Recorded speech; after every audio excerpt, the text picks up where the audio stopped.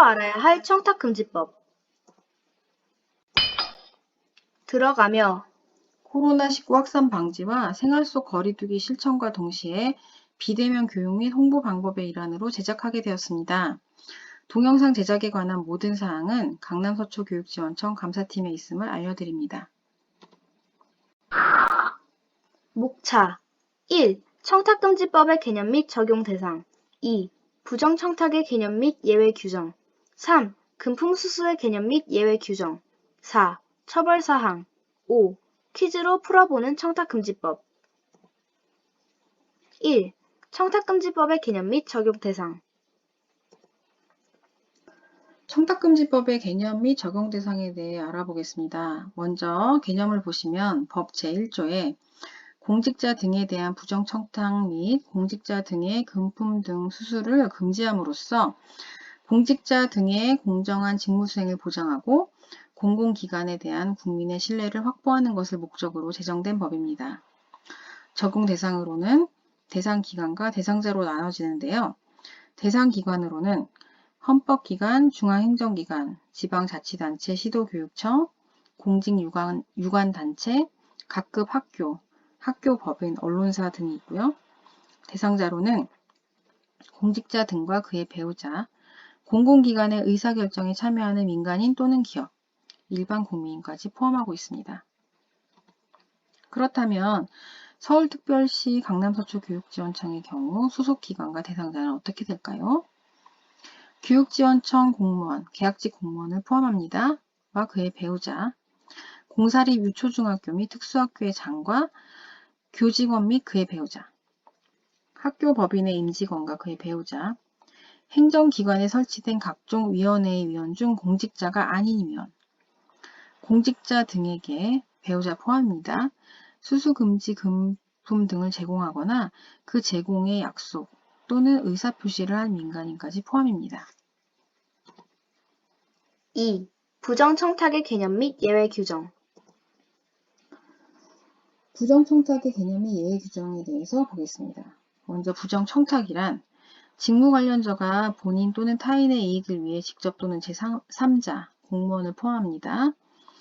제3자를 통하여 공무원에게 법령에 위법하거나 지위 또는 권한을 남용하게 하는 등 공정한 직무 수행을 저해하는 청탁을 하는 행위 및 그 청탁을 알선하는 행위를 말합니다. 법에서는 부정청탁의 행위 유형을 14가지로 나누어 규정하고 있습니다. 잠깐 보겠습니다.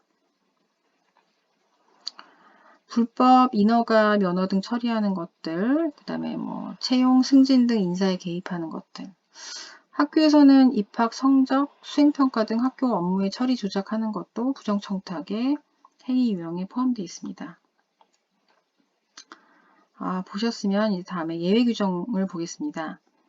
다음과 같은 것은 부정청탁이 아니라는 것인데요. 법령 기준에서 정하는 절차 방법에 따라 특정한 행위를 요구하는 행위, 공개적으로 공직자 등에게 특정한 행위를 요구하는 행위, 선출직 공직자, 정당, 시민단체 등이 공익적 목적으로 제3자의 고충 민원을 전달하는 행위, 공공기관의 직무를 법정 기한 안에 처리해 줄 것을 신청 요구하거나 확인 문의 등을 하는 행위, 직무 또는 법률 관계에 관한 확인 증명 등을 신청 요구하는 행위, 질의 또는 상담 형식을 통하여 직무에 관한 법령, 제도, 절차 등에 대하여 설명이나 해석을 요구하는 행위, 그 밖의 사회 상규에 위배되지 아니하는 것으로 인정되는 행위를 말합니다. 3. 금품수수의 개념 및 예외 규정 금품 수수의 개념 및 예외 규정에 대해서 살펴보겠습니다. 금품 수수란 공직자 등은 직무 관련 여부 및 기부, 후원, 증여 등 그 명목에 관계없이 동일인으로부터 규정되어 있는 금품 등을 받거나 주고받으려는 약속을 말합니다.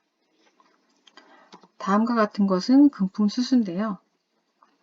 동일인으로부터 1회 100만원 초과, 매 회계연도 300만원 초과 금품, 직무와 관련하여 1회 100만원 이하 금품, 배우자가 수수금지 금품을 받는 경우, 외부 강의 시 대통령령으로 정하는 금액을 초과하는 사례금을 수수하는 경우입니다. 예외 규정으로는 이것들은 금품 수수가 아니라는 내용이죠. 위로, 격려, 포상 등의 목적으로 하급 공직자 등에게 제공하는 금품, 원활한 직무수행, 사교, 의례, 부조 목적으로 제공하는 대통령령으로 정하는 가액 범위 안의 금품, 정당한 권한에 의하여 제공되는 금품, 친족이 제공하는 금품, 단체 등이 정하는 기준에 따라 구성원에게 제공하는 금품, 장기 지속적인 친분 관계를 맺고 있는 자가 질병, 재난 등으로 어려운 처지에 있는 공직자에게 제공하는 금품, 직무 관련 공식 행사에서 주최자가 통상적인 범위에서 일률적으로 제공하는 교통, 숙박, 음식 등의 금품, 불특정 다수인에게 배포하기 위한 기념품 또는 홍보용품, 그 밖에 다른 법령 기준 또는 사회 상규에 따라 허용되는 금품 등은 예외 규정에 해당됩니다. 4. 처벌사항. 처벌사항으로는 부정청탁 시 처벌사항과 금품 수수 시 처벌사항으로 나눠지는데요. 먼저 부정청탁 시 처벌사항으로는 제3자를 통해 공직자 등에게 부정청탁을 한 경우 1,000만 원 이하, 제3자를 위하여 청탁한 경우 2,000만 원 이하, 제3자를 위하여 다른 공직자에게 부정청탁을 한 공직자 등은 3,000만 원 이하의 과태료에 처해지게 됩니다. 부정청탁에 따라 직무를 수행한 공직자 등은 2년 이하의 징역 또는 2,000만 원 이하의 벌금형에 처해집니다. 금품 수수 시 처벌사항으로는 직무와 관련하여 대가성 여부를 불문하고 100만 원 이하의 금품 등을 수수한 공직자 등은 수수 금액의 2배 이상, 5배 이하, 기준 초과 강의 사례금을 수수한 공직자 등은 500만 원 이하의 과태료에 처해지게 됩니다. 직무 관련 여부 및 명목에 관계없이 동일인으로부터 1회 100만 원 또는 매 회계연도 300만 원 초과 금품 등을 수수한 공직자 등은 3년 이하의 징역 또는 3천만 원 이하의 벌금형에 처해질 수 있습니다. 5. 퀴즈로 풀어보는 청탁금지법. 네, 지금까지 청탁금지법에 대해서 간단하게 개념과 예외사항, 처벌사항까지 살펴보았는데요. 학교에서 적용할 수 있는 퀴즈를 한번 풀어보도록 하겠습니다. 문제 1. 학교 운영위원회 지역위원은 민간인 신분인데 청탁금지법 적용 대상인가요? 네, 모든 학교에 있는 학교운영위원회에 대한 개념인데요. 맞습니다. 민간인 신분이라 할지라도 학교운영위원회, 학교폭력자치위원회 위원이 되는 경우는 청탁금지법 제11조 1항 1호에 의한 공무수행 사인에 해당되므로 적용 대상입니다. 이 경우 본래의 직업 또는 사적인 부분과 관련하여서는 미적용됨을 알려드립니다. 문제 2. 용역업체 직원인 학교 통합버스 운전기사와 차량보조 선생님께 감사의 선물을 해도 되는지요? 요즘에 학교에 스쿨버스들이 많이 다니고 있는데요. 그런 경우의 얘기인 것 같아요. 어떨까요? 해도 됩니다. 학교 또는 학교 법인과 용역계약을 체결한 업체의 소속 직원인 통학버스 운전기사와 차량보조 선생님은 청탁금지법의 적용을 받는 교직원이 아니므로 청탁금지법의 규율을 받지 않습니다. 문제 3. 온라인으로 동영상 강의를 하는 경우 청탁금지법 외부 강의 등에 해당될까요? 요즘에 코로나 때문에 동영상 강의가 더 많이 늘어나고 있는 추세인데요. 한번 보겠습니다. 해당됩니다. 온라인 강의의 경우 전달 매체가 온라인 형식일 뿐 다수인을 대상으로 의견 지식을 전달하는 형태이므로 외부 강의 등에 해당합니다. 청탁금지법상 외부 강의 등이란 공직자 등이 자신의 직무와 직간접적으로 관련하여 요청받은 교육, 홍보, 토론회, 세미나, 공청회 또는 그 밖의 회의 등에서 한 강의, 강연, 기고 등을 말합니다. 문제 4. 우리 학교 전기용역업체 사장의 부친상에 가서 조의를 표한 후 1인당 3만 원 이상의 음식과 술을 대접받았으면 청탁금지법 위반인가요? 학교의 용역 업체에 관련해서 적용될 수 있는 그런 문제인데요. 한번 보겠습니다. 아닙니다. 사회윤리나 통념상 용인될 수 있는 금품수수와 제공으로 사회상규에 어긋나지 않는 예외사유에 해당됩니다. 문제 5. 제자가 퇴직하신 은사님께 스승의 날 선물로 15만 원 상당의 꽃바구니를 드리는 것은 청탁금지법 제재 대상인가요? 아주 고마운 은사님께 간단한 선물이나 꽃바구니 할 수 있는데요. 이런 경우 어떨지 한번 보겠습니다. 아닙니다. 퇴직자는 퇴직 후 공직자 등 또는 공무수행 사인의 지위를 가지게 되었다는 특별한 사정이 없는 이상 청탁금지법의 적용 대상이 아니므로 동법의 규율을 받지 않습니다. 문제 6. 학교 행정실 지출 담당 공무원이 사업이 완료된 후 계약업체로부터 5천 원 상당의 모바일 커피 기프티콘을 받았다면 청탁금지법 위반인가요? 요즘에 핸드폰으로 간단하게 커피 쿠폰을 많이 주고받는데요. 이런 경우 어떨까요? 맞습니다. 계약관계는 그 사업이 완료되었다 하더라도 직접적인 이해관계였고 언제든지 동일한 관계가 될 수 있으므로 소액의 금품이라도 절대 수수할 수 없습니다. 모바일 기프티콘은 유가증권으로 현금과 동일하니 어떠한 경우라도 절대 수수 불가합니다. 문제 7.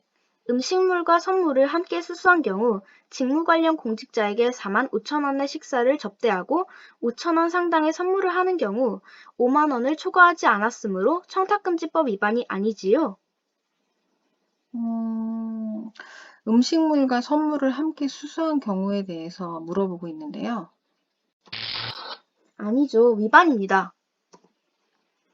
음식물과 선물을 함께 수수한 경우에는 그 가액을 합산합니다. 이 경우 합산 가액이 5만 원 범위 이내여야 하고 음식물 3만 원, 선물 5만 원 각각의 가액 범위를 초과해서도 안 됩니다. 음식물 가액 기준 3만 원을 초과하였으므로 청탁금지법 위반입니다. 문제 8. 공무원이 음주운전으로 검찰로부터 벌금 50만 원을 선고받았습니다. 이 경우 벌금 외에 경징계 또는 중징계를 이중으로 받을 수 있나요? 요즘에 음주운전 건으로 법률 위반 공무원 건이 많이 올라오고 있는데요. 한번 보겠습니다. 맞습니다. 징계벌과 형사벌은 목적, 내용, 대상 등을 각기 달리함에 따라 동일 비위에 대하여 징계벌과 형사벌을 병과하더라도 일사부재리에 저촉되지 않습니다. 문제 9. 자녀가 중학교를 졸업하고 고등학교에 들어갔을 경우 3년간 다닌 중학교 선생님들께 작은 감사의 선물을 드려도 되나요? 졸업하고 나서 본인이 함께 지냈던 선생님들께 선물을 드릴 수 있을 것 같은데요. 어떻게 되는지 한번 볼까요? 드려도 됩니다. 상급 학교로 진학한 후에는 이전 학교에 재학했던 학생, 학부모와 교사 간에는 특별한 사정이 없는 한 직무 관련성이 없으므로 사교, 의례 목적으로 제공되는 5만 원 이하의 선물은 허용될 수 있습니다. 문제 10. 학교의 공무원 행동강령 책임관은 교장 선생님이신가요? 학교의 대표자이신 교장 선생님이실까요? 아닙니다. 학교의 공무원 행동강령 책임관은 교감 선생님이십니다.